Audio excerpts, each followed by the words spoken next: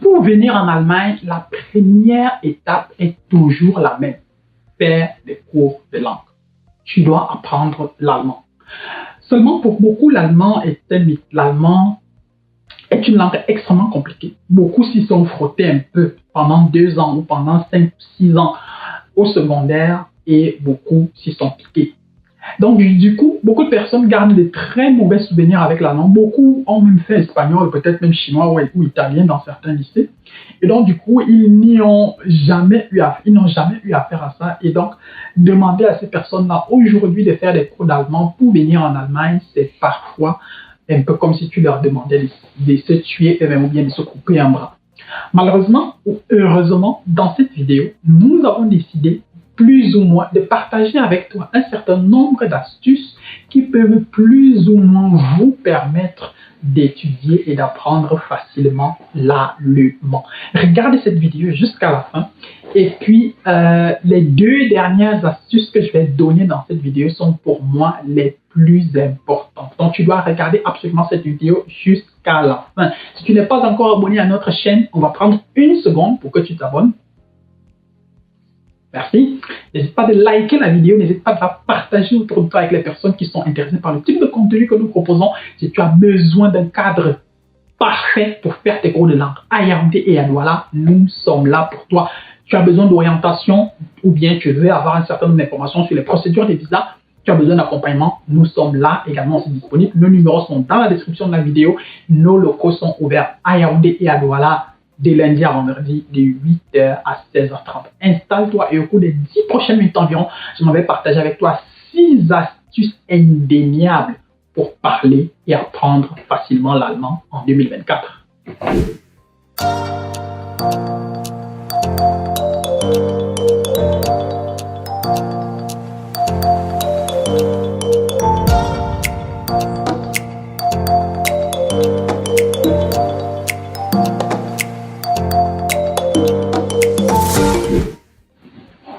Première astuce, tu dois apprendre à être rigoureux, persévérant et patient.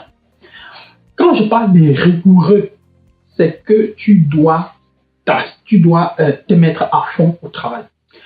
Apprendre l'allemand, c'est apprendre une nouvelle langue. Ça va demander du temps. Ça va demander une certaine disposition d'esprit. Tu dois te mettre dans la peau de quelqu'un qui est prêt à recevoir des connaissances, dans la peau de quelqu'un qui est prêt à apprendre.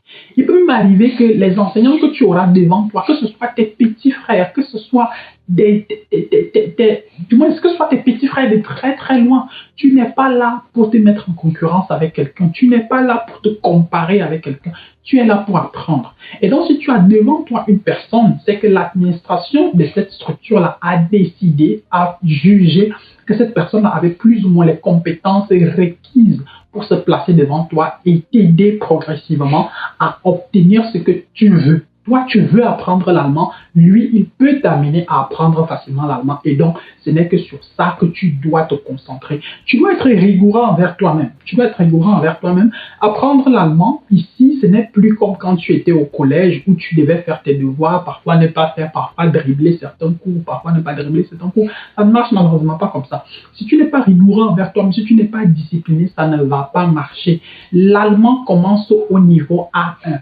Si c'est au niveau B1 que toi tu te réveilles, alors j'ai envie de te dire que tu seras en train de te réveiller très très tardivement. Parce que lorsque tu vas arriver au niveau des examens du B1 et du B2, les lacunes accumulées au A1 et au AD vont te rattraper et ce sera fatal. Ça risque tellement de te traumatiser que tu risques d'abandonner. Donc si tu ne t'y mets pas à fond dès la base, alors il y a problème. Maintenant, si tu te rends compte que tu es peut-être déjà au B2 et que tu as toujours des lacunes, moi, ce que je te recommande, c'est peut-être progressivement de rentrer au A1, du moins pas forcément de rentrer au A1, de rentrer dans tes livres et tes notes du A1, progressivement et commencer à apprendre. Si c'est beaucoup plus compliqué pour toi, l'une des stratégies pourra par exemple être de te rapprocher d'un apprenant ou d'une apprenante du A1 ou du A2 et commencer à travailler avec cette personne-là. Progressivement, toi, tu vas l'aider à comprendre pendant que toi, tu seras en train de rattraper ce que tu n'avais pas compris. Donc, c'est une stratégie du donnant-donnant qui peut te permettre justement de t'améliorer. C'est pour ça que je dis que tu dois être persévérant. Être persévérant veut dire, il peut arriver que tu échoues, par exemple, 2 modules ou 3 modules ou un module au B1 et que la même chose se répète au B2. Très peu de personnes, statistiquement, réussissent à valider le B1 et le B2 d'un coup. Donc, si jamais tu rates quelques modules, ce n'est pas forcément la fin du mois. Il faut que tu sois prêt à te relever et que justement tu sois prêt à te remettre en question pour que justement tu puisses ne pas échouer de nouveau la prochaine fois que tu iras composer. C'est la raison pour laquelle également si tu dois être patient, tu dois faire montre de beaucoup de patience parce que si tu n'es pas patient, tu ne vas pas arriver en Allemagne. Tu vas commencer tes cours de langue aujourd'hui. Et dans 6 mois, tu vas abandonner parce que justement, selon toi, tu pensais que tu commences tes cours de langue aujourd'hui. 3 mois plus tard, tu as déjà peut-être le B2 et 6 mois plus tard, tu es déjà en Allemagne. Malheureusement, ça ne marche pas comme ça. Tu dois également aussi apprendre de façon régulière et de façon méthodique. Apprendre de façon régulière et de façon méthodique veut dire quoi? Chaque jour que tu vas au cours, tu vas recevoir énormément d'informations et donc il va falloir que tu sois capable d'assimiler ces informations. Assimiler ces informations veut dire que tu dois faire tes devoirs. J'avais par exemple reçu ici sur Parlons Voyage une jeune demoiselle que nous avons fait voyager en 2022, oui, en début 2022, qui justement, je l'avais invitée parce que j'avais constaté que sur ses examens, elle avait des résultats impressionnants. Je crois que sa pire note c'était 78.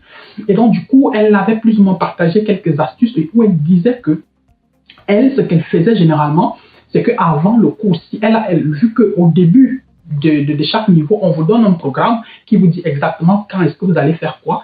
Et donc, du coup, si par exemple, aujourd'hui, vous allez faire la déclinaison des adjectifs qualificatifs, elle essaye de lire la déclinaison, du moins ce qui est écrit dans le cours sur la déclinaison des adjectifs qualificatifs, elle regarde les vidéos sur YouTube, elle fait des exercices, et donc quand elle arrive en classe, elle a déjà une longueur d'avance sur tout le monde, et généralement, elle vient juste soit pour se rafraîchir ou bien pour asseoir carrément ce qu'elle a déjà appris, soit pour compléter ce qui manque, soit pour poser des questions afin que l'enseignant puisse plus ou moins la guider de telle sorte qu'elle puisse juste, voilà, mieux asseoir toutes ces connaissances qu'elle a déjà acquises. Donc ça également, c'est une stratégie que tu peux adopter, que tu peux plus ou moins mettre en place et qui peut certainement t'aider à mieux avancer avec tes cours de langue. Et quand tu parles d'étudier de façon méthodique, c'est que tu dois également aussi étudier de façon régulière. Et étudier de façon régulière ne veut pas dire que tu vas faire tes devoirs aujourd'hui, oublier de les faire demain, aller au 2-0 ou bien aller chez ton gars au tableau. Non, ça ne marche malheureusement pas comme ça. Si tu es sur un projet comme celui-ci, c'est un projet pour la vie, alors tu dois prendre ça très au sérieux. Tu dois te donner un certain nombre d'heures fixes par jour où tu te dis, ok, chaque jour, je dois travailler peut-être un minimum 1 heure sur l'allemand. Et chaque jour, tu dois véritablement investir au moins 1 heure sur l'allemand. Là, la troisième astuce que je m'aimerais partager avec toi ici, c'est celle qui concerne l'utilisation des sites Internet et des applications spécialisées. Il y a énormément de sites Internet en ligne. Internet est une mine d'informations. Si tu es seulement ici sur YouTube, il y a énormément de chaînes YouTube qui te partagent du contenu où on t'apprend l'allemand. Les déclinaisons, la conjugaison, peu importe, même le vocabulaire, peu importe ce que tu veux apprendre, si on ne prend que YouTube, je suis sûr que tu peux trouver toutes les informations dont tu as besoin, rien que sur YouTube. Si on sort de YouTube, il y a tout un tas de sites Internet, bien structurés avec des exercices de grammaire, de conjugation, de vocabulaire, et j'en passe. Tu peux utiliser ces sites Internet-là, tu peux utiliser toutes ces ressources pour que tu puisses plus ou moins véritablement améliorer ton niveau de langue, améliorer ta compréhension, améliorer ton niveau et que ça puisse facilement te faire réussir tes examens de langue que tu dois composer. L'un des conseils également aussi que je peux donner à ce niveau, c'est par exemple si tu es dans une ville comme Yaoundé, il y a certaines bibliothèques à Yaoundé, par exemple notamment la bibliothèque Les Sugues, qui donnent la possibilité, qui ont du contenu en allemand où tu peux aller t'inscrire. Je crois que ça ne coûte pas plus de 2500 francs ou peut-être même c'est 1000 francs. Tu peux aller t'inscrire là-bas de temps en temps, tu y vas, tu as accès à des livres, tu as accès à de la documentation audio-visuelle et puis cette documentation-là peut justement te permettre d'améliorer ton écoute et donc également aussi de pouvoir continuellement à t'améliorer. Tu peux également aussi, par exemple, écouter les informations en allemand. il y a notamment que ce soit les radios publiques allemandes, que ce soit les télévisions publiques allemandes, la presse écrite public allemand, tu peux lire tout un tas d'informations sur leurs différents sites internet. Tu peux écouter tout un tas, tu peux regarder tout un tas d'informations sur leurs différents sites internet et je suis sûr que tout cela ne te sera que très très utile. Quatrième conseil que je m'en vais partager avec toi ici, c'est que tu dois être assidu et concentré. Malheureusement, nous avons notre centre linguistique existe depuis 2021. Nous avons déjà vu passer jusqu'ici plus de 100 apprenants.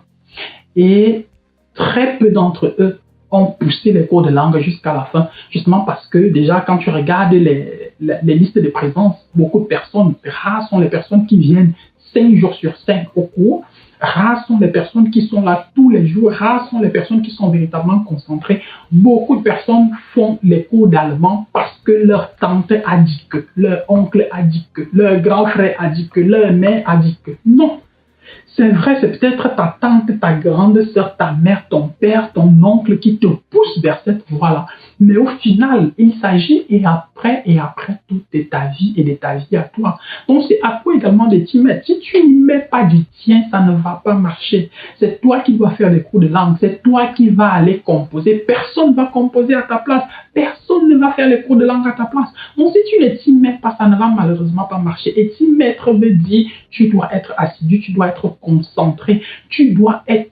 Il y a beaucoup de personnes qui vont dans les cours pour se comparer par exemple aux autres. Telle porte la même tennis tous les jours, telle n'a pas les nouveaux habits, telle marche comme ça, telle est jolie, telle n'est pas jolie, j'aime tel enseignant, je n'aime pas tel enseignant.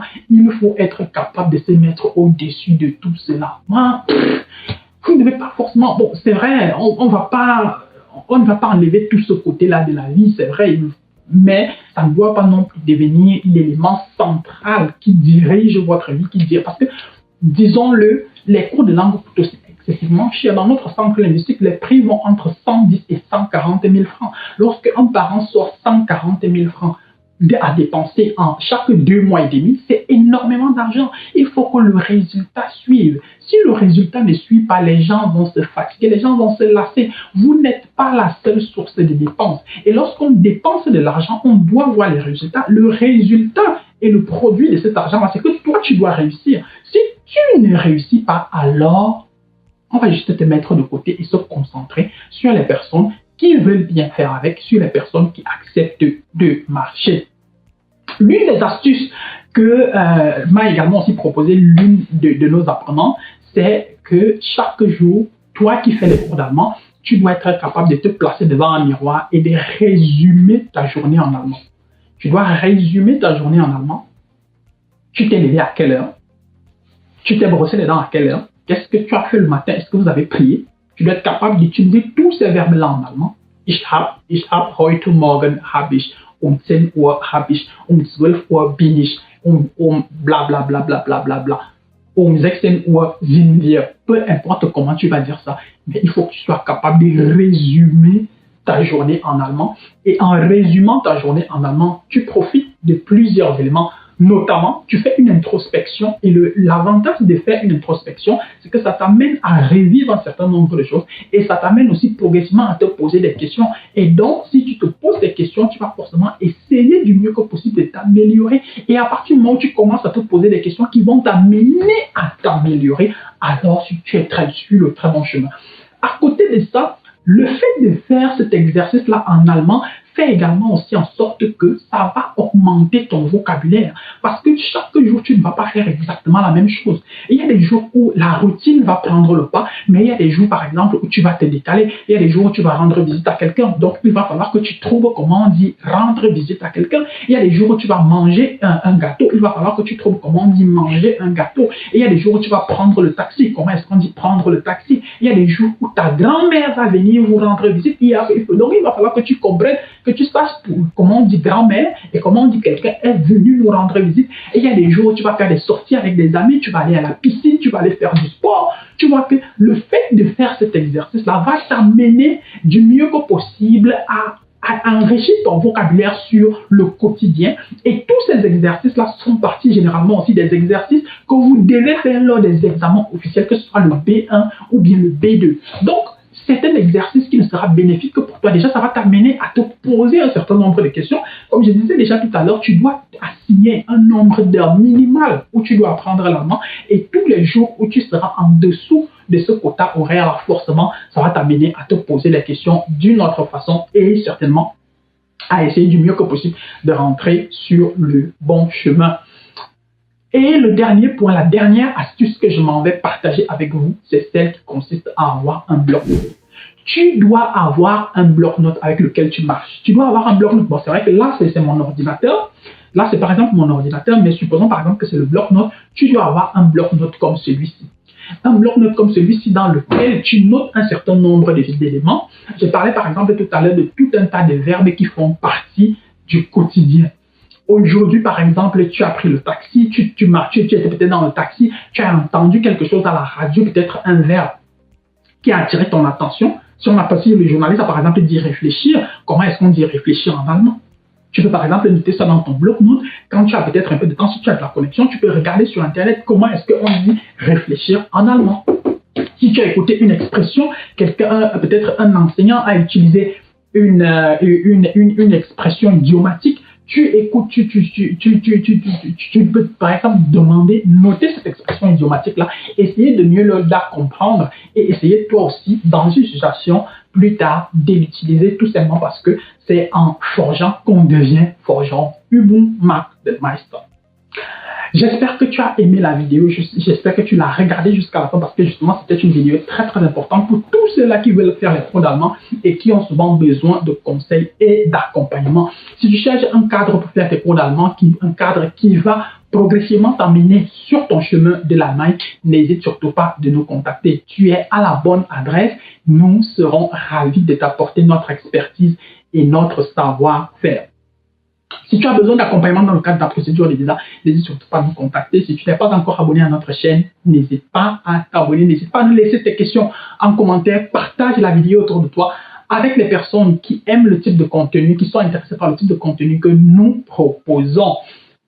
Nous sommes ouverts de lundi à vendredi de 8h à 16h30 à Yaoundé et à Douala. Nous proposons des cours d'allemand, nous proposons l'accompagnement visa, nous vendons des billets d'avion. Et donc, du coup, si tu as besoin de l'un de ces services-là, nous serons ravis de te compter parmi nos clients, pourquoi pas parmi nos futurs Benguis. D'ici à notre prochaine vidéo, porte-toi bien, bien des choses à toi. Ciao, ciao.